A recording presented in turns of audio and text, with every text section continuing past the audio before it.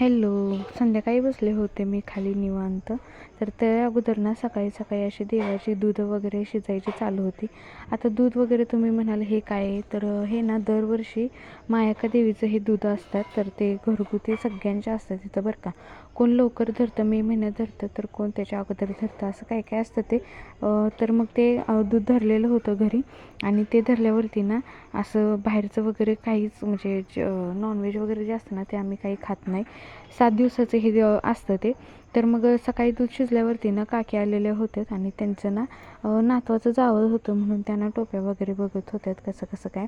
तर ते नियोजन चाललेलं होतं आणि काकी त्यांना ना सगळ्यांना चहासाठी बोलवलेलं होतं. त्यांच्यासोबत म्हणलं चला आपण पण थोडासा चहा का होईना करून घ्यावा. आणि मम्मीची गडबड तर अशी उठलेली होती ना की बोलायचं काम नाही. सगळं बाहेरचं वगैरे सगळं बघायचं आणि मग घरातलं सगळं बघायचं. लई तिची गडबड उठलेली होती. मम्मीला म्हणलं स्वयंपाक मी करते, म्हणलं तुझं तू बाहेरचं सगळं बघ. तोपर्यंत एक चुलती राहिलेली होती बरं का चहाची. तर तिला पण बोलवून घेतलं, म्हणलं पटकन तू पण चहा पी आणि मग तुझ्या कामाला जा.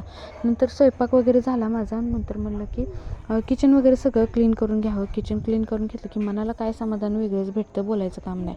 मग म्हणलं कपाट वगैरे ते पण आवरून घ्यायचं. आता 2 दिवसात वेगळाच एक कार्यक्रम आहे, तो म्हणजे घराचा आहे.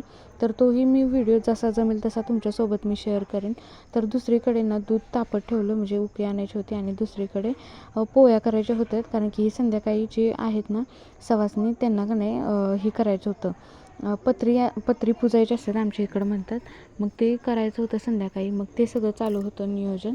तर मग ना संध्याकाळी पत्री पुजताना नाही काय असं सगळ्यांचा असं दंगा असतो की बोलायचं कामच नाही. आणि ते ना मध्ये लिंबाचा डहा वगैरे ठेवून ना थोडासा तर ती गोल वेढा मारून ना तर देवाचे नाव घेत असतात. तर हे असं चालतच असतं. आणि संध्याकाळी ना एवढं सगळं कंटाळा आलेलं, तर ह्याच्याकडे बघून असा कंटाळा गेला की बोलायचं काम नाही.